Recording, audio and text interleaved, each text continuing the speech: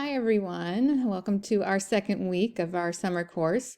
Once again, I'm going to be talking to both my 1103 and 1104 students and just noting any variations in what these two classes are doing. So you all have done a great job for the first week responding to those parlors and doing the synthesis. And you'll notice that this week, let me pull up this overview here. We will be doing another round of parlors with a synthesis. And once we finish this round, we move into the research project. So you can see that we have no assignments due on Monday for Memorial Day. And Tuesday you have a parlor, the third parlor with some more readings and video.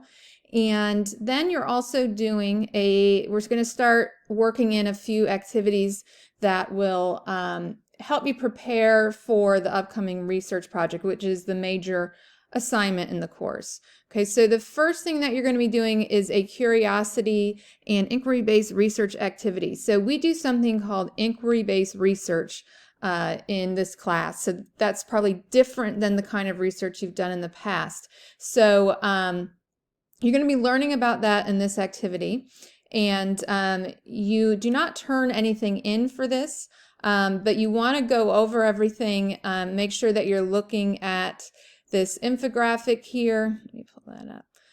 The thesis versus inquiry-driven research. So this helps break down the differences between those. And you have this reflection. You're not going to submit it, but you should save any writing that you do for this course in a folder that you can reference for your final portfolio, where you need to look back over the work that you've done. Okay, so you can just reflect on your own for that. And then also on Tuesday, you're going to look over the Reader's Guide assignment. So this is the form that our research project takes, is something called a Reader's Guide. So the Extended Inquiry Project is culminating in this document called a Reader's Guide, and it's basically kind of like a mini ebook on your topic. So make sure that you look over this entire page. There's also a Reader's Guide overview video that will do a walkthrough of the assignment.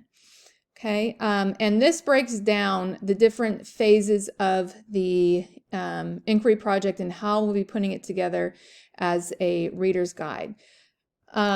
You do not need to worry about getting this done ahead of time.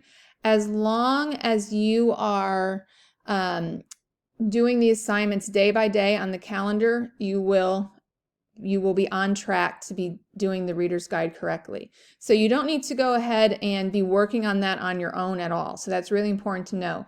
Each step that we're doing leads into the Reader's Guide. So for example, all the parlors that we're doing are to give you ideas for topics for the Reader's Guide. Okay. You're also going to be reading this article from Bad Ideas About Writing called Research Starts with Answers. That's also another way to help you understand more about inquiry-based research. You'll do another synthesis of parlors 3 and 4. And then for Thursday, this is really helpful to help brainstorm ideas for topics for the research project. So you're going to be talking about things that you did and read earlier in the week. And then you want to skim through the previous parlors, looking for at least 5 questions or research topics that are related to things discussed and related to the assigned texts or videos. So remember, these questions need to be related to the articles or videos. So you're not just pulling topics out of thin air, but they need to be rooted in the assignments of the course. Okay, so you're coming up with 5 ideas, and that's really to help the whole class. And nobody, it doesn't matter if one person has a topic and somebody else also wants to do that topic. That's fine. So it's not like one person claims one topic. You're all helping each other come up with ideas, and you want to choose one that you're truly interested in. Okay, and Friday is really important as well in terms of laying the foundation for how you're going to do research for the Reader's Guide. So first of all, you will have this discussion post to look at to help you choose a research topic. All right, so all you're going to do for this submission is submit your potential question or questions. So if you have more than one, you can submit them both, but because we're in a very condensed summer class, I would suggest really trying to decide on it now for Friday and making your decision instead of waffling between two of them. As you do research, your question might change. So what you start with oftentimes is not what you end up with once you start doing research. So don't worry so much about it being set in stone. Just go with what interests you most so far. Okay. So you're going to post that. And then you are going to set up your research logs. So this is crucial for that you follow these directions correctly. So your research log is going to be one running Google Doc that you continue to add to, okay? So I'm going to be sending out this group folder that I talk about here. So I'm going to just randomly assign students to small research groups so that you all will be sharing your work within those smaller folders. Okay, so you'll be starting your research log in that folder, so make sure that you do that. And you should get these research group folder invitations on Wednesday. Okay, so the directions are laid out step by step in terms of formatting and designating things as certain headings. Okay, so please make sure that you just make sure you are following that step by step, and there are some screenshots there to help you see what things should look like. Okay, so once you have that set up, you're ready to start on research log 1, which I'm not going to go over in this video because that's not due until the following week. But for each research log, I tell you exactly how it should be formatted and how to add on to that document. So you're getting that document all ready to go on Friday. Okay, and then you have this introduction to the CRAP test. So this is basically a way, a trustworthy way to evaluate your sources that you're finding.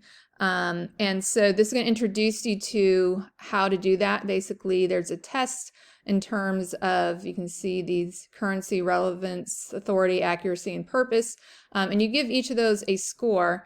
And the reason I'm having you do this assignment is that for each of your research logs, there will be a heading where you're going to do the CRAP test for any source that you find.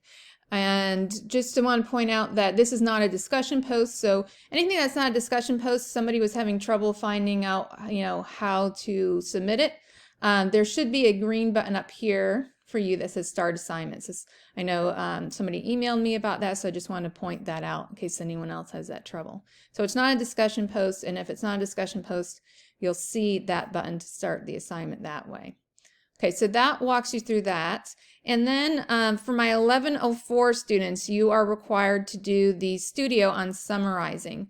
And this is basically lays out how you're going to be doing the summaries for the research logs. So my 1103 students, although you're not required to do this, I would suggest taking some time looking over this studio, okay, and referring to it again when you have to do your own summaries, okay. So that's all for week 2. So you have a lot going on in week 2 in that you're wrapping up the Parlor process, and then choosing a research topic and setting up, laying the foundation for the research that you'll be doing in week 3. Okay, so please let me know if you have Any questions, post them to ask the professor, or if it's something you don't want posted there, feel free to email me. And I hope you have a great long Memorial Day weekend.